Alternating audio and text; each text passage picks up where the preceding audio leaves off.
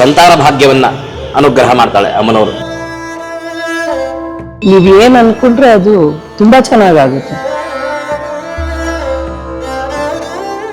ರಾತ್ರಿ ದೇವಸ್ಥಾನ ಆಗಿರೋದು. ಒಂದಿನ ಬಂದು ನಾನು ಇಲ್ಲಿ ಸುಮ್ಮನೆ ಮೆಡಿಟೇಷನ್ ಮಾಡಿದ್ದು, ನನಗೆ ತುಂಬಾ ಪವರ್ ಬಂತು. ಇಲ್ಲಿಗೆ ಬಂದು ಹೋದ್ಮೇಲೆ ಮನ್ಸಿಗೆ ಸಮಾಧಾನ ಆಗುತ್ತೆ.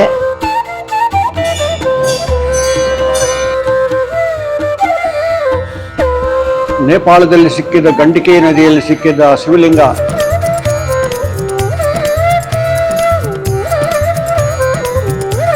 ಮಾನವನಿಂದ ನಿರ್ಮಿತವಾದದ್ದಲ್ಲ, ವಸ್ತು ಶಕ್ತಿಯುತವಾಗಿದೆ.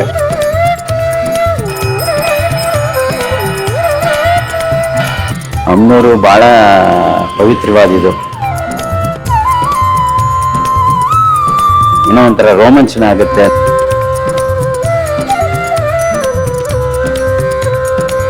ಶಿವನ ದಿವ್ಯ ಸಾನ್ನಿಧ್ಯ, ಪಾರ್ವತಿಯ ಕರುಣೆ, ಸುಬ್ರಹ್ಮಣ್ಯ ದೇವರ ಶೌರ್ಯ, ಶನಿದೇವರ ನ್ಯಾಯ.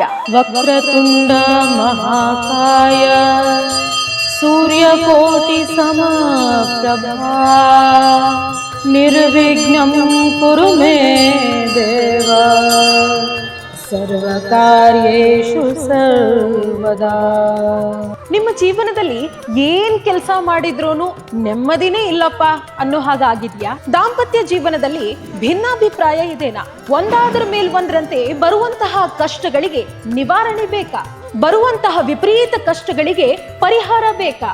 ನಿಮ್ಮ ಮಕ್ಕಳಿಗೆ ಕೆಟ್ಟ ಕನಸು ಬೀಳ್ತಾ ಇದೆನಾ? ನಿಮ್ಮ ಮಕ್ಕಳು ಪ್ರತಿಯೊಂದು ವಿಚಾರಕ್ಕೂ ಭಯ ಪಡ್ತಾರ? ನಿಮ್ಮ ಕಷ್ಟಗಳ ನಿವಾರಣೆಗೆ, ನಿಮಗೆ ಸಿಗಬೇಕಾದ ನೆಮ್ಮದಿಗೆ, ಎಲ್ಲದಕ್ಕೂ ಒಂದೇ ಪರಿಹಾರ, ಈ ದೇವಸ್ಥಾನ.